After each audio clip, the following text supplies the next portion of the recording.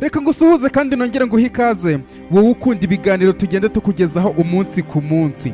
Ubundi mu gihugu cya Isiraheli niho Yesu cyangwa se Yezu yavukiye, ariko abayisiraheli umubare mwinshi cyane ntabwo bamwemera. Impamvu ituma batemera Yezu nka Mesiya cyangwa se Yesu ni ukubera ko bamwe mu bayisiraheli bakigendera ku by'ubuhanuzi bwavuze. Yesu avuka akaza ku isi, ibijyanye n'ubuhanuzi ndetse n'abahanuzi benshi bose bari barapfuye, abandi baragiye mu ijuru.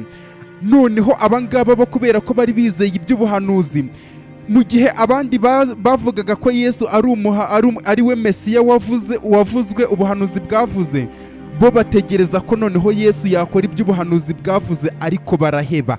Izo ziri mu mpamvu zituma abayisiraheli bamwe, cyane cyane abayahudi, kubera ko buriya muri Isiraheli hari ibice bibiri by'abantu. Igice kimwe ni kirimo abafite imyemerere y'iki gihe, ariko ni bake cyane kandi abenshi baherereye mu bihugu byo hanze bitari muri Isiraheli.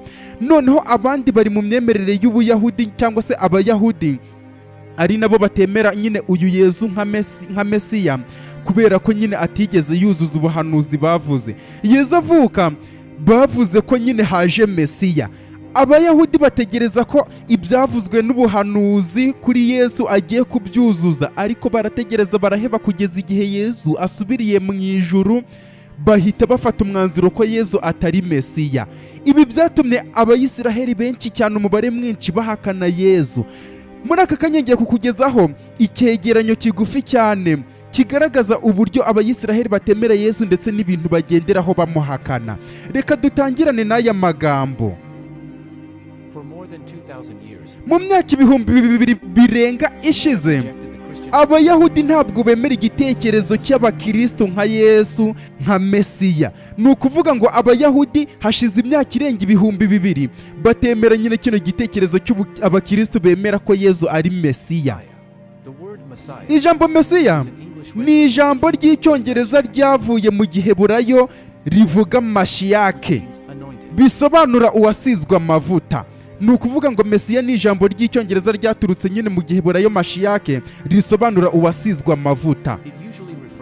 Iri jambo risobanura cyangwa se uwasizwe amavuta bisobanura uwatoranijwe n'Imana asigwa amavuta. Byanditswe mu Iyimuka Misiri. Iyimuka Misiri buriya ni igitabo cya kabiri mu isezerano rya kera, ariko muri Bibiliya y'Abagatulika cyangwa se kuva muri Bibiliya yera. Byanditswe mu Iyimuka Misiri umutwe wa 29 umurongo wa 7. Nanone mu Bami ba mbere naho ni mu isezerano rya kera umutwe wa mbere umurongo wa 39. Nanone mu Bami ba kabiri umutwe wa 9 umurongo wa 3. Ese Mesiya yarateganijwe ko agomba gusohoza iki? Cyangwa se Mesiya byari biteganijwe ko agomba gusohoza irihe sezerano? Rimwe mu byo Mesiya yagombaga kubahiriza kwari ukuzana ibinyejana bizaza, akabiteranyiriza hamwe, ndetse akazana amahoro ku isi. Isi yose ikaba irangwa n'amahoro, kandi isi yose ikaba yibuka Imana.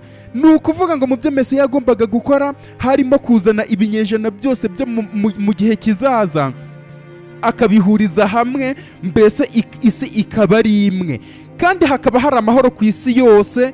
Nta kuvuga ngo hari agace katarimo amahoro ku isi, ndetse isi yose ikaba yibuka nyine isingiza Imana, nta bantu nyine batavuga Imana baba hano ku isi. Ibyo byanditswe muri Izayi. Ni ukuvuga ngo ni ubuhanuzi nyine bwanditswe muri Izayi umutwe wa 2 kuva ku murongo wa 1 kugera kuri 4, ndetse n'umutwe wa 32 umurongo wa 15 kugera kuri 18, umutwe wa 60 umurongo wa 15 kugera kuri 18. Nanone byanditswe mu gitabo cya Zefaniya umutwe wa 3 umurongo wa 9. Byanditswe mu gitabo cya Hoseya umutwe wa 2 umurongo wa 20 kugera kuri 22. Byanditswe muri Amosi umutwe wa 9 ku murongo wa 13 kugera kuri 15. Byanditswe mu gitabo cya Mika umutwe wa 4 umurongo wa 1 kugera kuri 4. Nanone byanditswe mu gitabo cya Zakariya umutwe wa 8 umurongo wa 23, ndetse n'umutwe wa 14 umurongo wa 9. Nanone byanditswe no mu gitabo cya Yeremiya umutwe wa 31 umurongo wa 33 kugera ku murongo wa 34. ni ukuvuga ngo ibyo Mesiya yagombaga gukora, ibi bitabo mvuze hejuru nyine by'ubuhanuzi, nibyo Mesiya yagombaga gusohoza.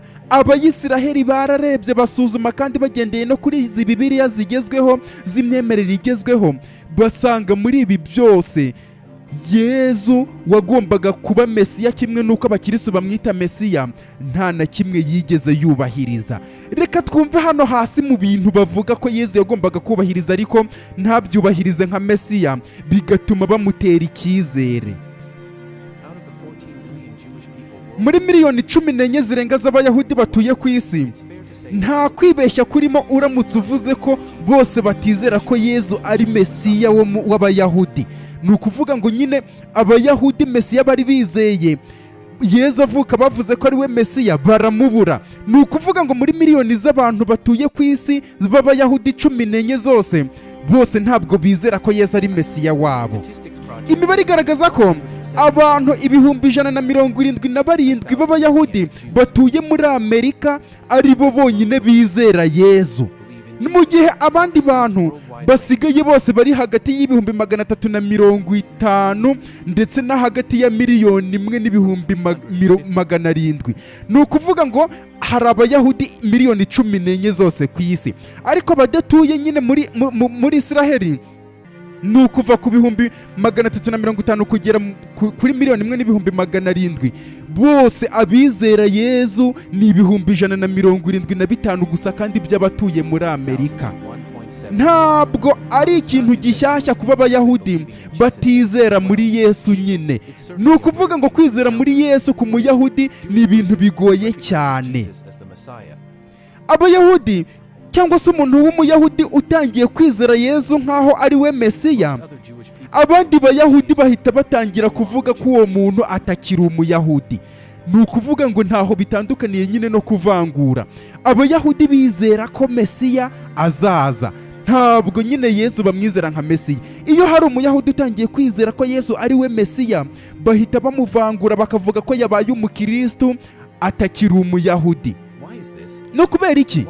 no kubera icyo Abayahudi benshi bavuga ko umuntu wabo nyine atagakwiye gukurikira Yezu.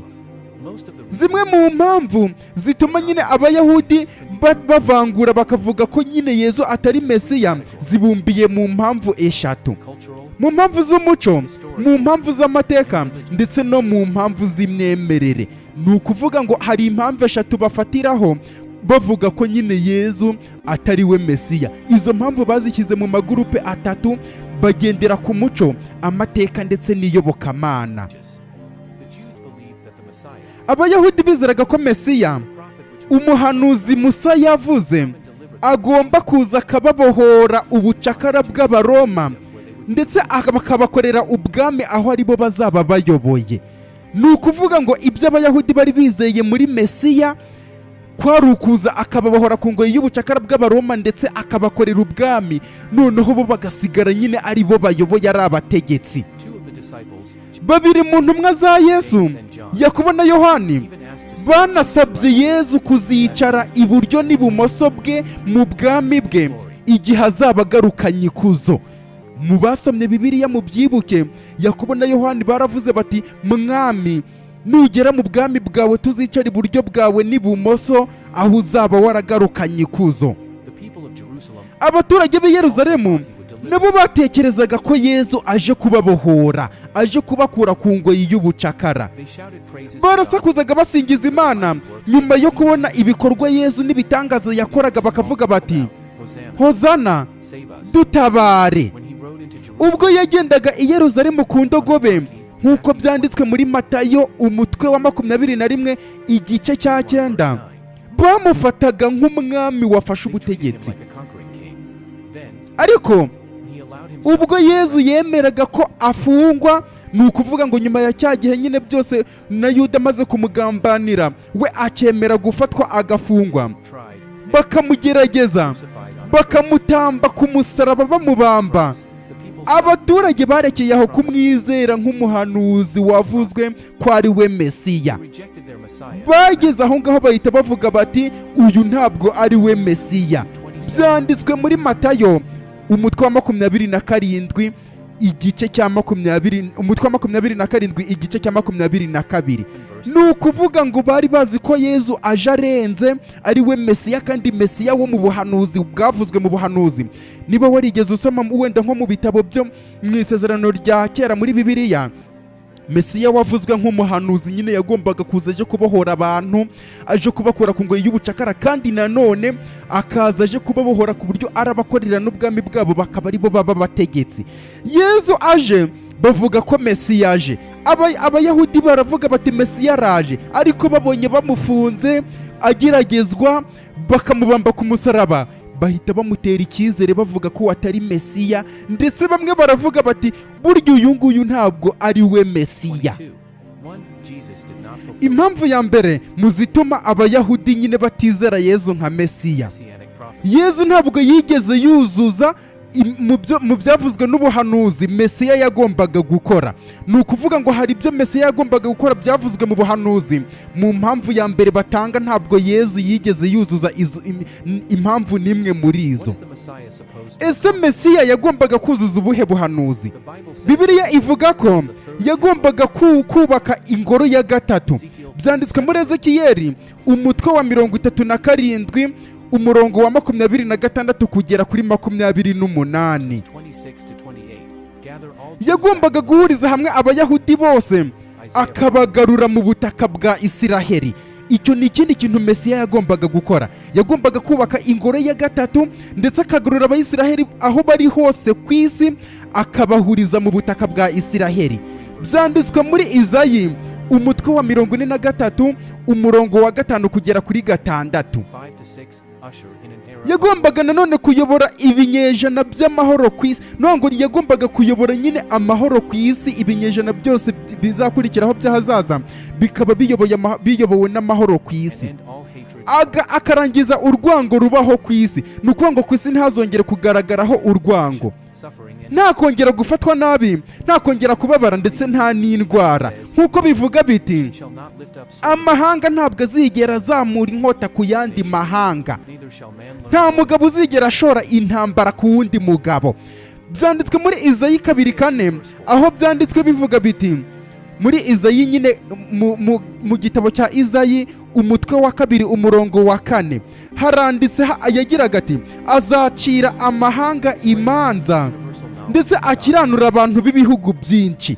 inkota zabo bazazicuramo amasuka, amacumu yabo bayacuremo ibihabuzo, ndetse ihanga ntirizongera gutera irindi inkota, ntibazongera ukundi kwiga kurwana. uko niko byari byanditswe. ariko nanone muri ibyo ngibyo Yezu Kristo nta na kimwe nyine yigeze yuzuza muri byo. ndetse haranditswe ngo Imana azaba ari umwami ku isi hose. kuri uwo munsi Imana izaba ari imwe, kandi n'izina ryayo rizaba ari rimwe.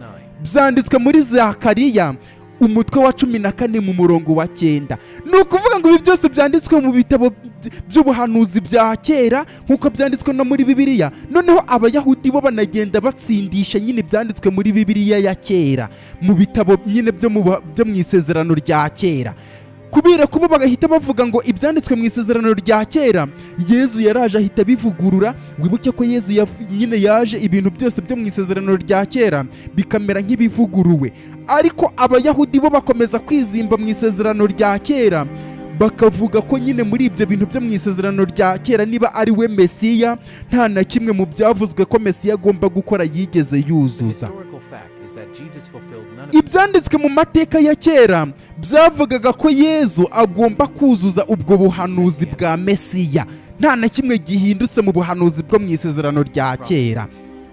abakristo bo, ubwo ni abakristo b'iki gihe nyine, bizera ko Yezu ibyo ngibyo byo mu buhanuzi bwa kera azabwuzuza ubwo azaba agarutse. wibuke ko abakristo bavuga ko Yezu yaje ku isi nyine akabapfira agasubira mu ijuru, ariko nanone azagarukana ikuzo, aribwo noneho azuzuza ibyanditswe mu isezerano rya kera. ariko abayahudi bo nibyo bishingikirijeho, bivuga ko Mesiya azuzuza iby'ubuhanuzi bwavuze, ndetse nta no kugaruka kwa kabiri kuzigera kubaho. ni ukuvuga ngo abayahudi bo ibyo kuvuga ngo Yesu yaraje ngo ajya mu ijuru ngo ariko ngo azagaruka nikuzo ntabwo bibaho, nyine ntabwo bizera ko bibaho. Niyo mpamvu bahakana Yesu nka Mesiya, niyo mpamvu Yesu batamwemera nyine nka Mesiya, mu gihe abakristo b'iki gihe bo bavuga ko Yesu yaje ndetse ibyanditswe mu isezerano rya kera akazabisohoza ubwo azaba agarutse bwa kabiri. Abayahudi bo ntabwo babyemera. Impamvu ya kabiri ituma abayahudi batemera Yesu nk'umuhanuzi, Yesu ntabwo yari yujuje ibisabwa bimuranga ngo abe ari we Mesiya. Mesiya nk'umuhanuzi, mu bigomba kuranga Mesiya nyine agomba kuba ari umuhanuzi. Ni ukuvuga ngo Yesu bahakana ko yari umuhanuzi. Yesu ntabwo yari umuhanuzi. Impamvu ituma ibi babigenderaho ni ukuvuga ngo mu masezerano ya kera handitse ko Mesiya agomba kuba ari umuhanuzi. Umva impamvu bavuga ko Yesu atari umuhanuzi. Ubuhanuzi bwari buriho mu butaka bwa Isiraheli ubwo abantu benshi cyane bari batuye mu butaka bwa Isiraheli bari bagizwe nyine n'Abayahudi mu butaka bwa Isiraheli. Mu gihe cya Ezira ni mu myaka 300 mbere ya Yesu Kristo, ubwo Abayahudi benshi cyane bangaga kuva muri Babiloni bajya muri Isiraheli. Ubuhanuzi bwarangiranye n'urupfu rw'abahanuzi 3 bari basigaye. Ni ukuvuga ngo iki ngiki nicyo baheraho bavuga ko Yesu atari umuhanuzi. Nimvuga Yesu wumve nyine ko ndi kuvuga Jesus Christ. Dusigaye tumuvuga nyine bitewe wenda n'ahantu umuntu asengera. Ndavuga muri iki gihe cya none aho mu bagatolika bavuga Yesu, ariko nanone mu yandi madini n'amatorero bakavuga Yesu, ariko ni Jesus Christ ndimo mvuga. Impamvu bavuga ko Yesu atari Mesiya kuko atari yujuje ibisabwa, Yesu ntabwo yari umuhanuzi kandi Mesiya agomba kuba ari umuhanuzi. Bakavuga ko mu gihe cya Ezira ubwo Abayahudi benshi cyane bategekwaga kujyanwa kuva i Babiloni bajya muri Isiraheli, ni ukuvuga ngo ubuhanuzi bwarangiranye n'abahanuzi 3 bari basigaye. Abo bahanuzi nta bandi bari Hagayi, Zakariya ndetse na Maraki. Ni ukuvuga ngo abahanuzi 3 ba nyuma bapfuye ubwo Abayahudi bangaga kuva i Babiloni bajya muri Isiraheli. Rero Yesu yaje nyuma yaho. Yesu yagaragaye muri Isiraheli, yaje muri Isiraheli imyaka 350 nyuma y'uko ubuhanuzi burangiye. Icyo nicyo bashingiraho bavuga ko Yesu atari Mesiya. Ubuhanuzi bwarangiye mu myaka 350 ishize. Yesu abona kuza muri Isiraheli nibwo yaje kuvuka, kandi ubuhanuzi bwararangiye nk'uko bivugwa mu masezerano ya kera cyangwa se mu buhanuzi bwa kera. Ubuhanuzi bwarangiranye n'aba bahanuzi 3, bivuze ko Yesu atari umuhanuzi. Kuba Yesu atari umuhanuzi bikaba bituma nyina nta kuntu ashobora kuba ari we Mesiya, kandi Mesiya agomba kuba ari umuhanuzi. Ni ukuvuga ngo Abayahudi ingingo zose barisha batemera Yesu, bagendera mu isezerano rya kera muri iyi Bibiliya tugenderaho muri iyi minsi. Ni nacyo batsindisha abantu. Nanone Yesu ni ukuvuga ngo Mesiya yagombaga kuba akomoka ku gisekuru cya Dawidi. Nk'uko Abayahudi babivuga, Mesiya agomba kuvuka ari umuntu ndetse akaba afite imbaraga zisanzwe z'abantu basanzwe. Ntabwo agomba kuba ari 1/2 cy'Imana cyangwa se yifitemo ubumana.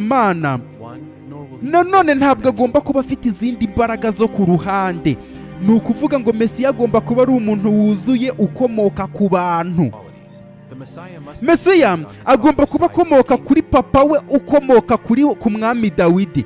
Ni ukuvuga ngo Mesiya agomba kuba afite se uvuka mu gisekuru cy'umwami Dawidi. Reba mu gitabo cy'Itangiriro, byanditswe mu gitabo cy'Itangiriro kuva ku mutwe wa 49 umurongo wa 10, ndetse byanditswe no mu gitabo cya Izayi umutwe wa 11 umurongo wa 1.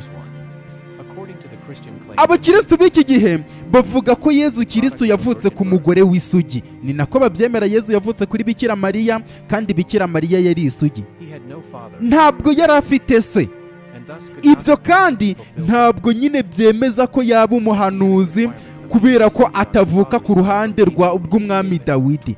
Ni ukuvuga ngo hano icyo bashatse gusobanura nuko ngo Mesiya yagombaga kuba avuka ku mugabo n'umugore, kandi uwo mugabo umubyara akaba akomoka ku gisekuru cya Dawidi. Noneho abakristo b'iki gihe bavuga ko Yezu yavutse ku mugore nyine w'isugi. Kuba Bikira Mariya nta mugabo afite wamuteye inda bisobanuye ko Yezu nta se afite. Abayahudi bakabiheraho bavuga ko kuba Yezu nta se afite bisobanuye ko nyine ataba Mesiya, kandi mu masezerano ya Mesiya cyangwa se ubuhanuzi buhanura Mesiya yagombaga kuba akomoka ku mugabo n'umugore, uwo mugabo akomoka ku gisekuru cya Dawidi. Kubahiriza amategeko y'Imana. Mesiya agomba kuzayobora abayisiraheli bose aho bava bakagera mu kubahirizwa kw'amategeko y'Imana. Tora ni amategeko nyine Imana yasigiye Musa cya gihe nk'uko byanditswe muri Bibiliya. Ni ukuvuga ngo Tora ni ukuvuga ngo nyine igitabo cy'iyubahirizwa y'amategeko y'Imana yasigiwe Musa. Avuga ko aya mategeko agomba kubahirizwa iteka ryose kugeza ku mpera z'ibihe. Ni ukuvuga ngo amategeko ari amategeko Imana yasigiye Musa agomba kubahirizwa iteka ryose, kandi ubwo buyobozi bwo kugira ngo yubahirizwe bugomba kubahirizwa na Mesiya. Umuntu wese uzaza aje guhindura Tora cyangwa se umuntu wese uzaza uje kugira icyo ahindura ku mategeko Imana yasigiye Musa, uwo muntu azafatwa nk'umuhanuzi w'ikinyoma. Ni ukuvuga ngo umuntu wese uzigera yibeshya akaza ku isi aje kugira icyo ahindura ku mategeko Imana yasigiye Musa, uwo muntu azafatwa nk'umuhanuzi w'ikinyoma. Ibi byanditswe mu gitabo cy'ivugururamategeko. Ivugururamategeko ni igitabo cya 5 cyanditswe mu gitabo nyine cya Bibiliya, ariko nanone bakita ivugururamategeko mu gitabo cy'abagatulika. Mu bitabo bindi by'ayandi matorero n'amadini cyitwa amategeko. Umutwe wa 13 umurongo wa mbere kugera ku murongo wa 4. Umuntu wese uzigera aza guhindura amategeko yatanzwe n'Imana ayahereza Musa azafatwa nk'umuhanuzi w'ikinyoma.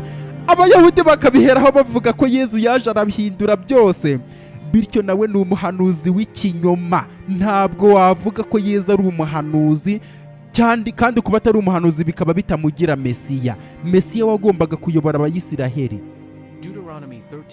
Mu isezerano rishya ry'iki gihe Yezu yahinduye nyine amwe mu mategeko yatanzwe na Musa, yatanzwe n'Imana yasigiye Musa. Reba muri Yohani umutwe wa mbere umurongo wa 45, ndetse muri Yohani nanone umutwe wa 9 umurongo wa 16. Igitabo cy'ibyakozwe n'intumwa umutwe wa 3 umurongo wa 22, nanone umutwe wa 7 umurongo wa 37. Reba urugero muri Yohani umutwe wa 9 umurongo wa 14 havuga ko Yezu yaje guhindura nyine yirengagiza ikijyanye n'isabato.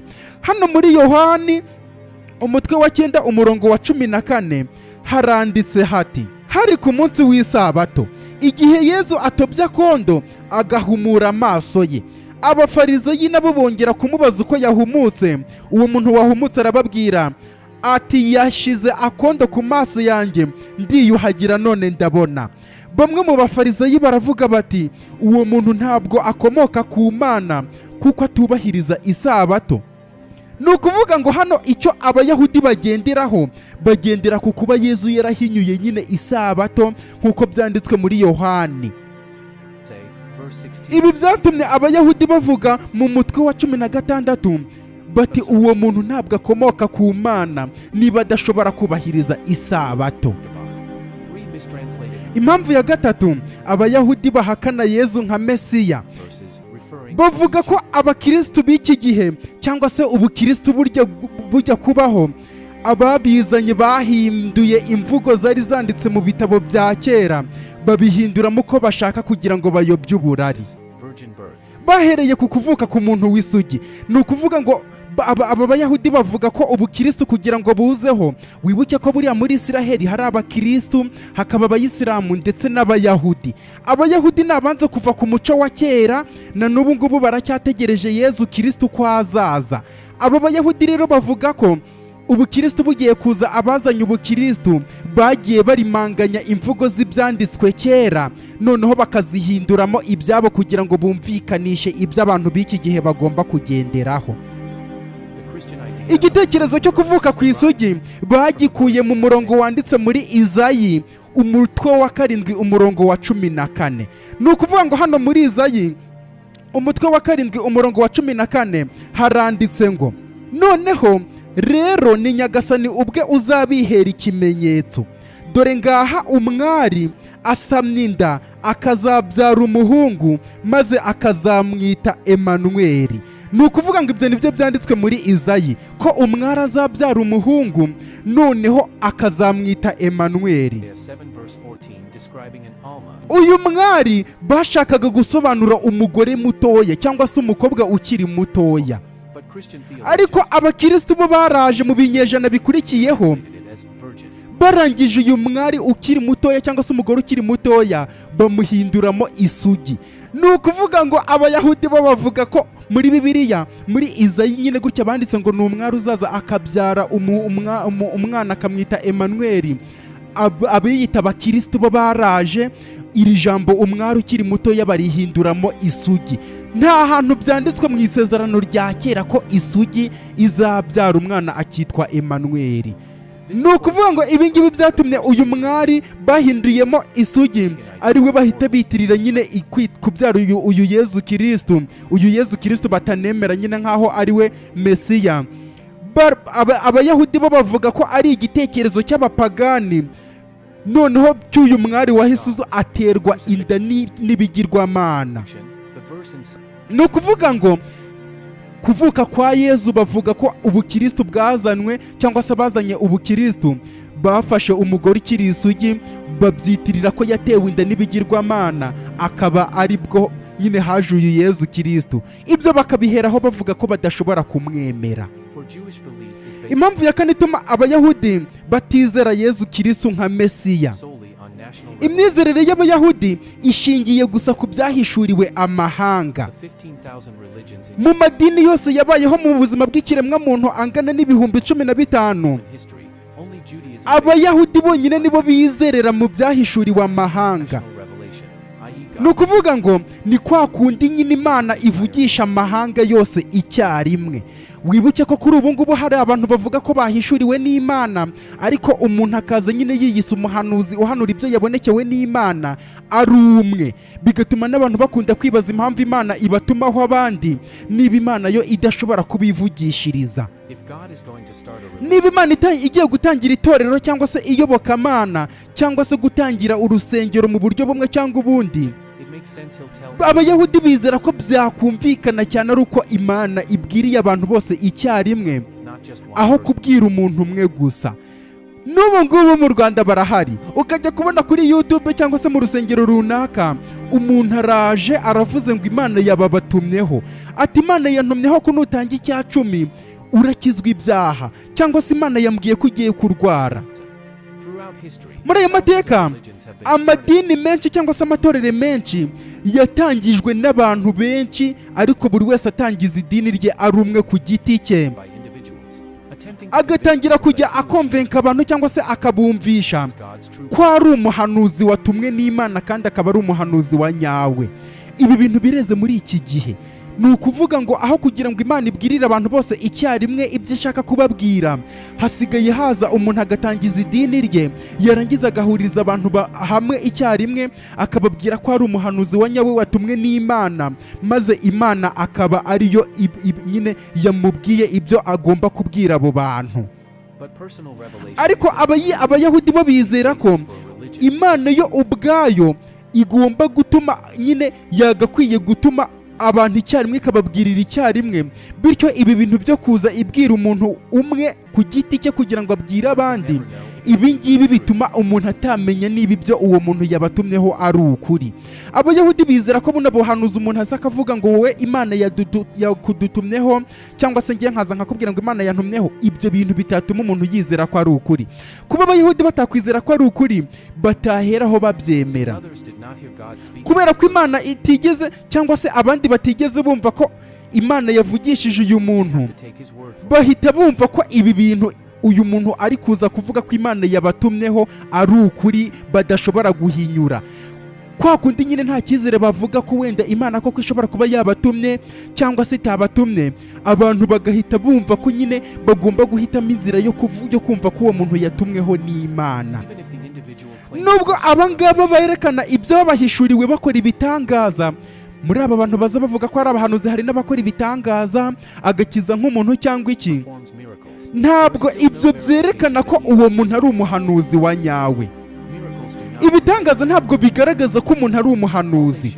Byose icyo byerekana ni ukwerekana ko nyine uwo muntu ibyo ari kwerekana afite imbaraga.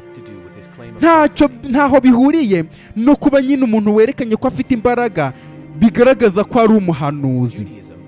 Abayahudi cyangwa se idini ry'Abayahudi bose berekana nyine ko aribo bagakwiriye kuba isi yose ari ryo dini bahuriyeho.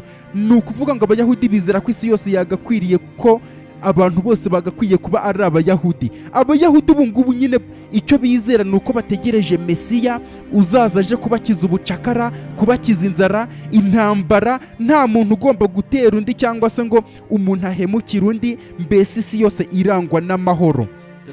Ntabwo ibyo ngibyo bishingiye ku kuba umuntu yakora ibitangaza cyangwa se nyine ngo umuntu akora ibitangaza bigaragaze ko nyine ari ryo dini cyangwa se ari ryo yobokamana. Ni ukuvuga ngo Abayahudi bizera ko umuntu atagomba nyine kwemera ibitangaza kugira ngo uwabikoze bamuyoboke nk'umuntu watumwe n'Imana. Ku rundi ruhande, Bibiliya ivuga ko n'Imana y'ubwayo yatumye abantu bakora ibitangaza kugira ngo itekinge cyangwa se itestinge, kugira ngo irebe Abayahudi uko baraza kwakira iby'amategeko Imana yahaye Musa. Ni ukuvuga ngo Imana yageragezaga abantu ikohereza umuntu ikamukoresha ibitangaza kugira ngo isuzume Abayahudi uko nyine barakurikiza amategeko yasigiye Musa. Ni ukuvuga ngo nta rindi tegeko ry'Imana ryagombaga kugenderwaho uretse amategeko Imana yasigiye Musa. Noneho Imana kugira ngo ibasuzume irebe koko amategeko yasigiye Musa bayashikamyeho, yoherezaga abantu bagakora ibitangaza kugira ngo icyekinge Abayahudi. Ibyo byanditswe mu gitabo cy'ivugurura amategeko cyangwa se cy'amategeko umutwe wa 13 umurongo wa 4 haranditse hati: ntuzumva amagambo y'uwo muhanuzi cyangwa ngo witabire inzozi z'uwo mubonekerwa, kuko ubwo ari Uhoraho Imana yanyu uzaba ubagerageza kugira ngo urebe niba koko muri abantu bakunda Uhoraho Imana yanyu n'umutima wanyu wose n'amagara yanyu yose.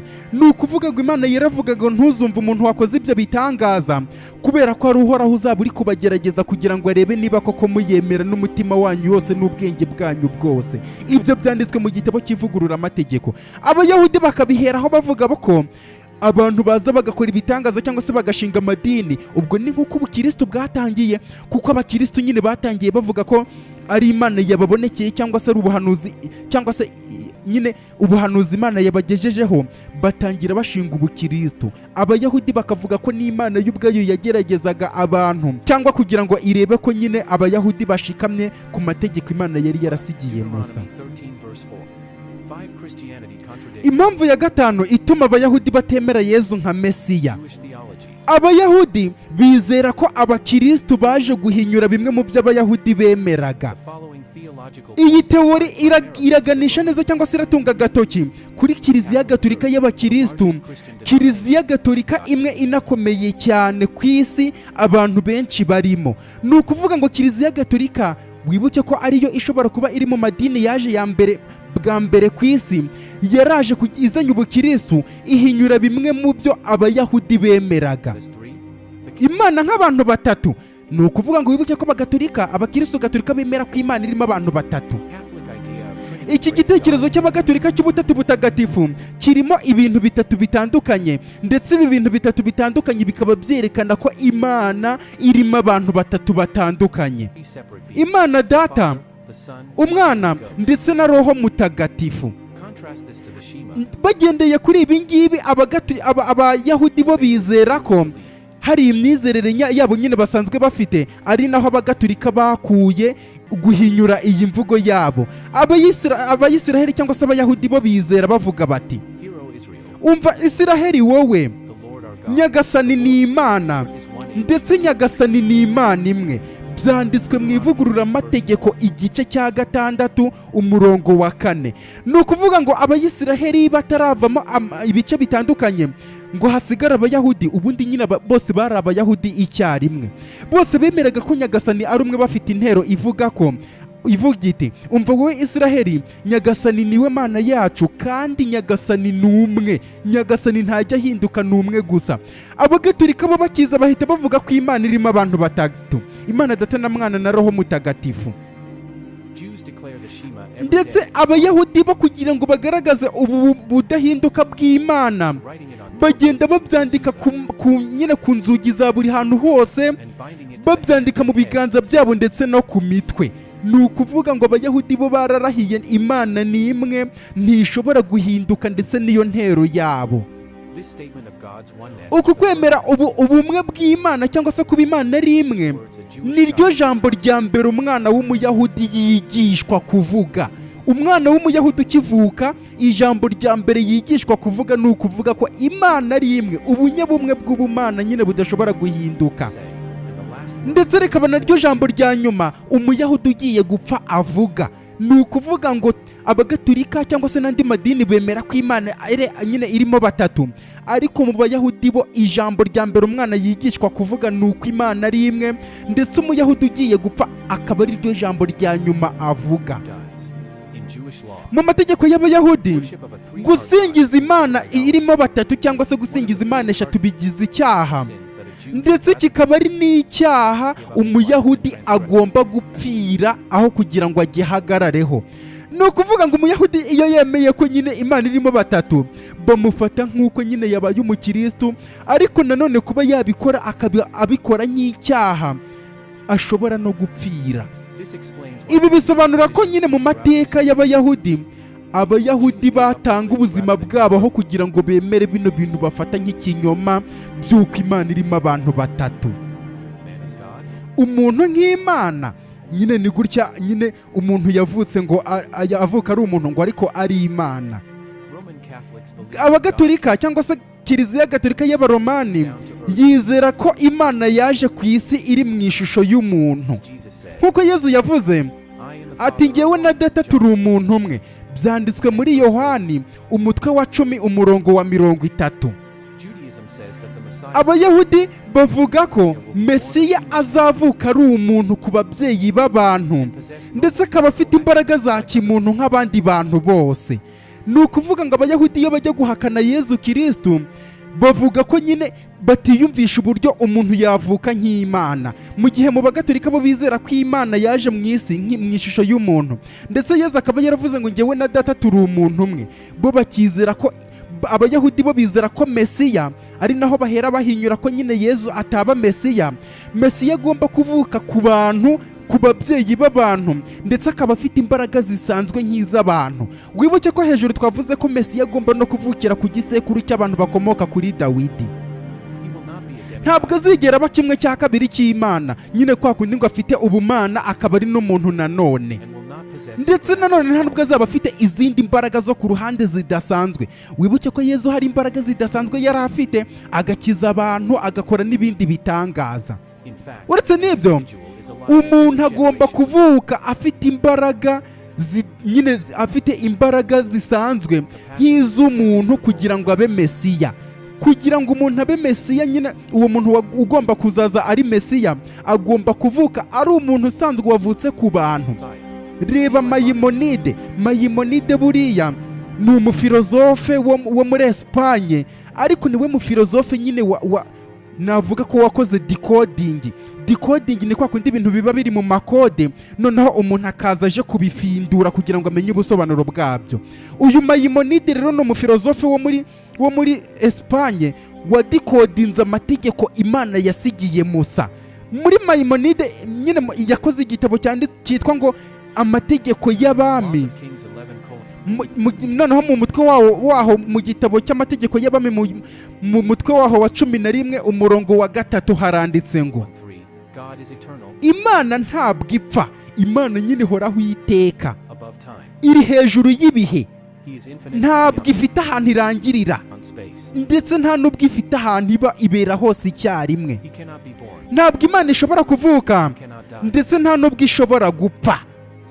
Kuvuga ibyo ngibyo byerekana nyine kuvuga ko Imana ngo yavukiye mu muntu, ngo nyine ngo ivuka ari umuntu, ngo igice kimwe ari Imana ndetse n'umuntu.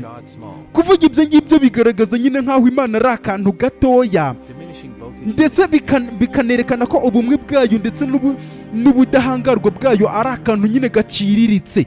Ni ukuvuga ngo kuvuga ko Imana yavutse nk'umuntu niko Abayahudi babyemera. Kuvuga ko Imana yavutse nk'umuntu ni nko kuyica amazi, ukerekana ko Imana ari akantu ka feki gatoya cyane, ndetse ubumwe bwayo no kuba ifite ubudahangarwa ikaba ari ibintu byacishijwe agaciro. Nk'uko Tora ibivuga, Tora ni ikintu gitabo nyine gisobanura amategeko y'Imana yasigiye Musa uburyo agomba gukurikizwa. Imana ntabwo ipfa, Imana ntipfa cyangwa ngo ivuke. Byanditswe mu gitabo cyo kubara cyangwa se ngo ni ibarura. Muri Bibiliya y'Abagatolika bacyita ibarura, ariko mu zindi Bibiliya zisanzwe bacyita kubara. Imana ntabwo ipfa. Byanditswe mu gitabo cy'ibarura umutwe wa 23 umurongo wa 19. Gutuma umukomisiyoneri ngo agusengere. Abagatolika bizera ko umuntu ashobora gusenga abinyujije ku mukomisiyoneri. Icyo bavuga ni nka kwa kundi nyine umuntu ashobora kwicuza ibyaha bye imbere ya padiri. Abayahudi ibi bintu babifata nk'ubukomisiyoneri. Ntabwo bumva uburyo umuntu nyine ashobora kujya gusenga, yakenera gusenga kugira ngo ibintu amasengesho ye agere ku Mana, akabicisha ku mukomisiyoneri. Abagatolika nyine bugutya uzi ko iyo ugiye kwicuza ibyaha abicisha ku bakomisiyoneri. Nyagasani Yezu Kristo ubwe ni umukomisiyoneri. Yezu yaravuze ngo nta muntu ugera kuri Data atanyuzeho. Mu Bayahudi cyangwa se mu idini ry'Abayahudi, isengesho ni ikintu kiri prive cyangwa se umuntu yigengaho ku giti cye hagati ye ndetse n'Imana. Ni ukuvuga ngo Abayahudi bo ntabwo bemera bino bintu nyine by'uko umuntu ashobora guca kuri padiri akamunyuzaho isengesho rye cyangwa kwicuza kwe, yarangiza nyine ngo padiri abimugereze ku Mana. Abayahudi bo bizera ko isengesho ari ikintu nyine umuntu agomba kuba yifitiye hagati ye n'Imana. Nk'uko Bibiliya bivuga, Imana iri hose ku buryo buri wese uyihamagaye imwumva. Byanditswe muri Zaburi umutwe w'145 umurongo wa 18. Ibirenze ibyo ngibyo, amategeko 10 y'Imana avuga ko nta yindi Mana ibaho uretse ngewe gusa. Ibyo bivuze ko bibujijwe kuba wanyura ku muntu uwo ari we wese hagati y'Imana ndetse n'umuntu kugira ngo ugere ku Mana. Ibyo byanditswe mu mategeko 10 y'Imana. Abayahudi bakabiheraho bavuga ko nyine batemera Yezu nka Mesiya, bityo batagomba kubahiriza ibyo nyine bano Bagatolika bazanye, kuko Abagatolika nibo ngo bahimbye ibijyanye na Yezu Kristo. Uko umuntu yakwitwara kuri iyi si, Abagatolika bafatiye isi dutuyeho isanzwe nyine nk'ikintu kibi cyane cyo kwirinda. Ni ukuvuga ngo Abagatolika no mu nyigisho zabo bavuga ko iyi si ari ikintu gikanganye cyane, bagereranya nyine nk'ikibi evo cyo kwirinda. Bikira Mariya umugore mutagatifu yabyaye ari isugi. Abapadiri ndetse n'ababikira baba ari abasiribateri. Nibyo bari kuvuga hano. Ni ukuvuga ngo Abagatolika bo bavuga ko iyi si nyine ari ikintu kibi abantu tugomba kwirinda. Bikira Mariya yavutse ngo yabyaye ari isugi, ndetse nyine abyara ari isugi. Ibyo bituma abapadiri n'ababikira kugira ngo bakore imirimo yabo baba ari abasiribateri, nabo nyine bagomba kuba ari amasugi. Ndetse n'ahantu batuye haba hatuye mu myanya iri ahantu nyine hitaruye abantu, ku buryo hadasagarirwa n'abantu bose nyine mu rwego rwo kwirinda iyi si. Ku rundi ruhande ariko mu buryo butandukanye, Abayahudi cyangwa se idini ry'Abayahudi bizera ko Imana yaremye iyi si atari ukugira ngo iyi si idukomeretse cyangwa se itubabaze, ahubwo yayiremeye kugira ngo idushimishe, tuyikureho ibyishimo. Ni ukuvuga ngo Abayahudi bizera ko iyi si tuyiriho kugira ngo tunezerwe, bitandukanye n'uko Abagatolika bafata iyi si nk'ikintu kibi cyane. abagatolika ngo abayahudi bizera ko iyi si nyine tugomba kuyiryoherwa ndetse ibiyikorerwaho byose n'ibiyiriho byose akaba ari ibintu bituzamura mu byishimo, ndetse akaba ari natwe tugena uko ibyishimo byaha ku isi tugomba kubiryoherwa. Imibonano mpuzabitsina ni ikintu gitunganye kandi buri muntu wese agomba gukora, niko abayahudi bizera, mu gihe abagatolika cyangwa se n'aya madini yandi agendera ku byo abagatolika bazanye bizera ko nyine imibonano mpuzabitsina ari ikintu cyo kwirinda. Umuntu wijanditse mu mibonano mpuzabitsina akaba atavuga ikintu kijyanye n'Imana ngo cyumvikane, ariko abayahudi bo bizera ko nyine imibonano mpuzabitsina ari ikintu gitagatifu Imana yashyizeho kugira ngo tukiryoherwe. Talmud ni inyigisho ndetse nyine zuzuyemo ubuhanga n'amasomo y'abayahudi yigisha nyine uburyo abantu bagomba kuba, ariko bigendanye n'imyumvire ya kera mu gihe cyahise cy'abayahudi. Avuga ko umuntu agomba kugira umuntu ugize amahirwe yo kuryoherwa n'urubuto rushyashya ruri ku isi, cyangwa se niba kuri iyi si haje urubuto rushya umuntu akanga kuryoherwa narwo, azahura n'ibihano bikomeye cyane mu gihe cy'isi izaza kubera kwanga kuryoherwa n'ibyo bintu byaje ku isi, akanga kuryoherwa nabyo. Ni ukuvuga ngo mu gihe abagatolika bo bavuga ko tugomba kwirinda ntitwijandike mu bintu byo kuri iyi si, abayahudi bo bavuga ko umuntu wese uri kuri iyi si ugize amahirwe yo kuryoherwa n'urubuto rushyashya rugaragaye kuri iyi si akabyanga, azahura n'ingaruka nyine isi izamuzanira mu gihe kizaza. Ibigo by'abayahudi byigisha uburyo umuntu agomba kubaho mu buryo bw'ubucuruzi, nanone nyine byigisha uburyo mu bijyanye n'ubucuruzi umuntu agomba kuryoherwa nabwo. Abayahudi ntabwo bo bafatwa n'ubuzima cyangwa se ngo ubuzima ari bwo bubagenera uko babaho, ahubwo twebwe abayahudi ubuzima ni twebwe tugena uko tugomba kubaho. Ni ukuvuga ngo nyine nk'abantu bagendera ku myigishirize y'amadini, ariko cyane cyane y'abagatolika n'ayandi madini akoresha imyigishirize ishingiye ku byo abagatolika bazanye, bo bavuga ko isi nyine tugomba kujyana nayo kugira ngo tuyigendereho ku byo yagennye. Ntabwo nyine biri ku isi tugomba kubikoresha uko dushaka, ariko abayahudi bo bavuga ko iyi si n'ubuzima bwayo bitagomba kudutwara uko bishaka, ahubwo bo ari bo bagomba kugena uko ubuzima baburyoherwa. Ukuza kwa Mesiya, wibuke ko abayisiraheli ariko b'abayahudi bategereje ko Mesiya azaza, mu gihe abandi bo mu yandi madini n'imyumvire bagezemo Yezu niwe Mesiya waje aje kubahiriza ibyanditswe mu isezerano rya kera, ariko abayahudi bo bategereje Mesiya.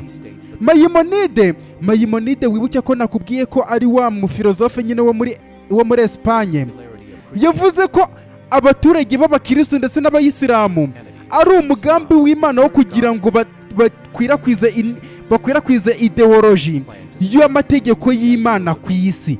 Ni ukuvuga ngo bano bo Mayimonide yavuze ko ubukristo n'ubuyisilamu ari umupangu Imana yakoze kugira ngo nyine ikwirakwize Tora ni bino bitabo by'iyubahirizwa ry'amategeko Imana yandikiye Musa kugira ngo akwirakwizwe ku isi. Ibi ngibi bizatuma isi yihuriza hamwe ndetse ihurire hamwe mu kumva neza Imana iyo ari yo. Ni ukuvuga ngo muri uku kwihuriza hamwe no gukwirakwira kw'amategeko y'Imana yasigiye Musa bizatuma isi yose yumva neza amategeko y'Imana kandi isobanukirwa Imana. Ibi byose bikorwa mu kwitegura Mesiya, ibi byose bikorwa mu buryo bwo kugira ngo hitegurwe Mesiya. Ariko ku rundi ruhande isi yo yataye umutwe cyane, ahubwo iri kwicuza ko yahemukiye Mesiya. Ni ukuvuga ngo mu buryo abantu b'iki gihe tubayeho, tuvuga ko turi abanyabyaha kandi tugahora mu nsengero n'ahantu hose turi kwicuza kugira ngo dukizwe ibyaha kubera ko twahemukiye Mesiya. Mbese Yezu yaje kuducungura, ariko twebwe duhora mu byaha turi kumuhemukira kandi yaradutangiwe. Abayahudi bo bemera ko nyine bategereje Mesiya, mu gihe twebwe iyi si ngo ihora yarataye umutwe byarayicanze, iri kwicuza nyine ko yahemukiye Mesiya.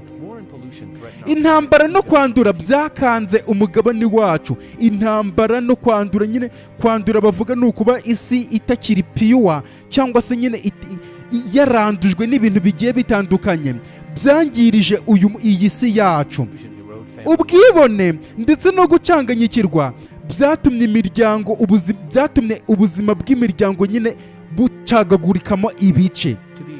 Kutabona ibi bibazo byabaye nyine ibibazo biri muri sosiyete nibyo bituma abantu batabona umusaruro mu kwicuza. Ni ukuvuga ngo nyine abantu bibereye mu byo kwicuza, abantu baracanganyikiwe, isi ihora mu ntambara yaranduye cyane, binatuma nyine abantu badashobora kubona umusaruro mu kwicuza kwabo. Nk'uko Talmud ibivuga, Talmud ni ziriya nyigisho nyine zo mu Bayahudi. Ikibazo cya mbere Umuyahudi azabazwa ku munsi w'urubanza cyangwa se abazwa, ni ukuvuga ngo Abayahudi bemera ko umunsi w'urubanza ubaho, nubwo nyine kino gihe umunsi w'urubanza ni igihe nyine Mesiya azaba yaje. Ikibazo azajya abazwa ni iki? Ese wakuye uwuhe musaruro mu gutegura kuza kwa Mesiya? Ni ukuvuga ngo kino gihe cyose babayeho bategereje Mesiya, ku munsi w'urubanza bazabazwa bati ese ni uwuhe musaruro wakuye mu gutegereza Mesiya? Ese ni gute dushobora gutegura neza ukuza kwa Mesiya? Cyangwa se twakora iki kugira ngo ukuza kwa Mesiya kuzabe kumeze neza, asanga abantu twese twiteguye? Uburyo bwiza ni ugukunda ikiremwa muntu tubikoranye impuhwe, ndetse nanone tugatuma amategeko Imana yoherereje Musa tuyacunga neza uko dushoboye kugera ku iherezo ry'ibihe, ndetse tukanashishikariza abandi kubikora muri ubwo buryo. Ariko ku rundi ruhande, isi yo yibereye mu bintu byo kwicuza gusa, ngo yakoze ibyaha, ngo yarahemutse.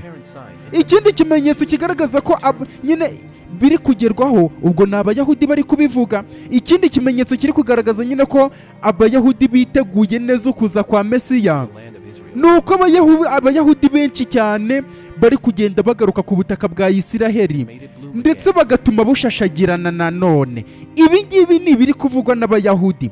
Ngo ikindi kimenyetso kiri kugaragaza ko nyine kuza kwa Mesiya kuri hafi, cyangwa se abaturage b'Abayahudi bari gukora ibishoboka byose kugira ngo Mesiya azaze ameze neza, asanga abaturage bameze neza, ni uko abaturage bari kujya bava aho bari ku isi hose bakagaruka ku butaka bwa Isiraheli, ndetse nanone bagatuma ubu butaka bushashagirana cyane. Ndetse nanone hari gukorwa n'ibindi bikorwa ku buryo Abayahudi nanone bari kugenda basubira ku muco wa Tora. Umuco wa Tora ni ugukurikiza iby'amategeko Imana yasigiye Musa ivuga. Ni ukuvuga ngo abantu bari kuva mu isi ya none y'iterambere, ahubwo bagasubira gukora ibikorwa bijyanye n'umuco uri tradisiyoneri w'iby'amategeko yategekaga. Mesiya ashobora kuza isaha n'isaha. Bo bizeye ko Mesiya ashobora kuza isaha n'isaha iyo ari yo yose, bategereje ko Mesiya ashobora kuza, ntabwo bemera ko Yezu ari we Mesiya. Ndetse kandi ibi ngibi bizaterwa n'ibikorwa byacu. Imana iri redi natwe igihe tuzaba turi redi. Mbese igihe tuzaba twiteguye, Mesiya nayo azaba yiteguye, nyine Imana izaba yiteguye. Nk'uko Umwami Dawudi yabivuze, ukwicuza kwacu kugiye kuba hafi, cyangwa se ukwicuza kugira ngo tubabarirwe ibyaha byacu kuri hafi. Nuramuka wumvise ijwi, ukumvira umutimanama wawe. Ni ukuvuga ngo Abayahudi bo ubu ngubu nyine bari kwikusanyaho, buri Muyahudi wese ari kugira ngo asubire ku butaka bwa Isiraheli, ariko nanone bakavuga ko kumvira umutimanama wabo ari byo bigiye gutuma nyine bababarirwa ibyaha bagiye bakora mu gihe bategereje Mesiya. Wibuke ko nanone hari ibigenda bivugwa ko kudatuma nyine Abayisiraheli bano Bayahudi batemera ko Yezu ari we Mesiya, ari nabyo byabakururiye ibibazo byose bari kugenda bahura nabyo, birimo n'intambara z'urudaca. Wibuke ko no kuri uyu munsi bahanganye na Palestina. Ni ukuvuga ngo abantu bagenda bavuga ko ibi byose biterwa n'uko Abayahudi batagenda bemera Imana ngo bemere ko Yezu ari we Mesiya. Ndagushimiye cyane ku bw'iki kiganiro wumvise, ndetse niba ukunda ibiganiro nk'ibi ngibi wareba hano hasi ugakanda kuri subscribe kugira ngo ibindi biganiro tuzagenda tubategurira ujye uhita ubona ubutumwa bukubwira ko twabikugejejeho utiriwe ushakisha. Ndabakunda cyane, Imana ibahe umugisha.